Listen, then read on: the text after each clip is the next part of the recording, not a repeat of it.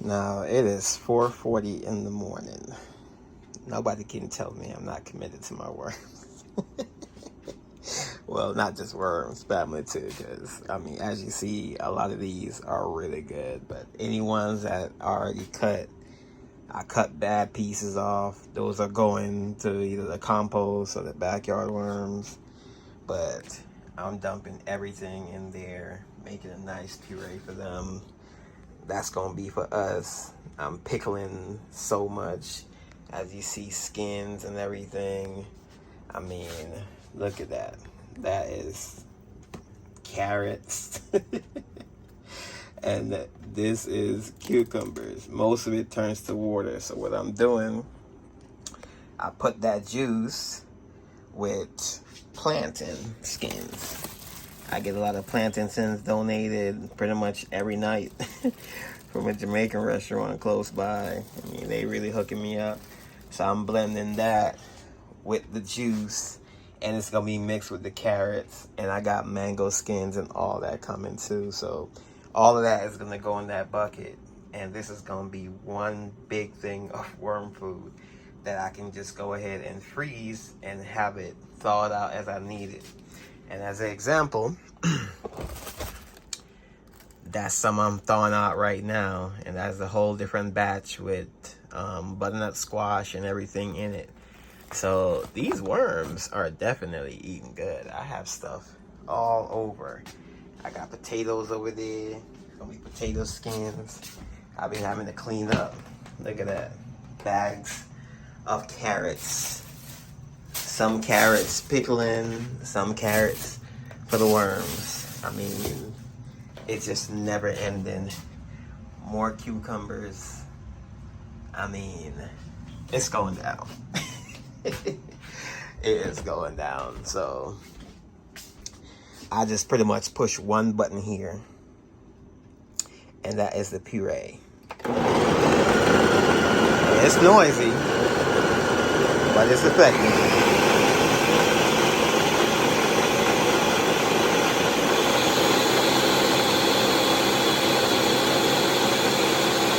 And if it's too runny, I just add more to it.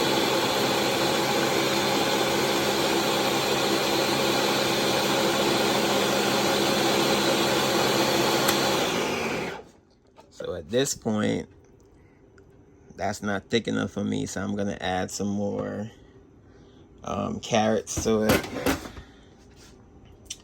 I'll just bring this closer by. Oops. Just put that bowl down there. And we'll just stick a whole carrot in there. And some carrot skins.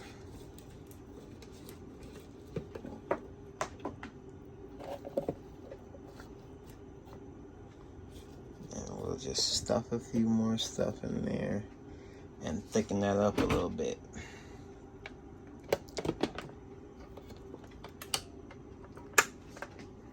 Don't necessarily want it too runny when I put it in there. I don't want it to add too much moisture.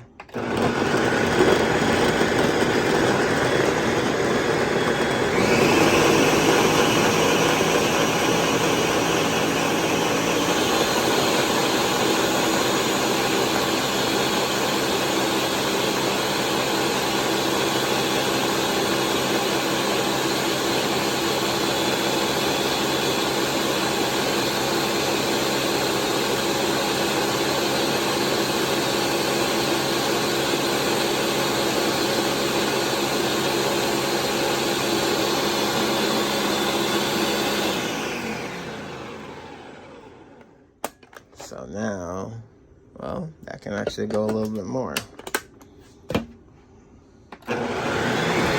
see if it all can get dragged to the bottom. There we go.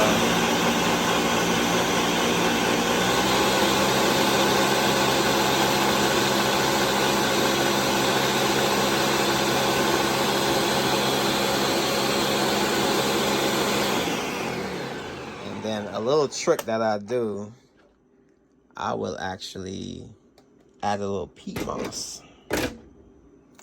And by adding the peat moss, it absorbs some of that moisture. You're getting a couple of whole carrot skins there. Oops. About to lose my blade there. I don't have to get it all out. But yeah, now you see kind of how I'm going about it here. So those carrots, I'm just going to really scoop that out after I get all these juices, because as you see, there's a lot of cucumber juice in there. So I'm just mixing that cucumber juice, you know, with all this pretty much dry stuff. And that will, you know, absorb some of that juices. So it's not just runny. I don't got to be pouring pretty much soup. I don't have to be pouring just soup, you know, in the worm bins. So yeah, really doing this for the worms, you know, and for the family at the same time, because to be honest with you, it's not a bad problem to have, having all this food, because even when I peel the carrots, see, the worms are still getting stuff. So even on the good carrots, they're getting the skins and everything from it, because I really, unless stuff is completely organic, I don't really like to do the skins too much. So I make sure to wash them real good, even for the worms. Wash them real good, because if anything is on them, I try to wash that off, you know, because worms are sensitive, like us. So if there's something I wouldn't want to eat, I honestly wouldn't want to give it to the worms either. I'm gonna keep it real. So yeah, this is what my morning is looking like, and I'm on such, you know, a high right now that I'm just gonna keep going until I'm actually really tired. My son was up with me, and you know, he was like, "Yeah, I'm I gotta head to bed," you know. But he hung in there. Like, I appreciate him, Keston, bruh. I appreciate you. You know what I'm saying? Like, you did your thing tonight. You really, like, I appreciate it, man. You know what I'm saying? Like, I mean, he got the floor back clean for me and stuff. Oh man, you should have seen it earlier. Cause I had boxes of cucumbers and stuff, and he sorted them for me, cut off all the bad pieces.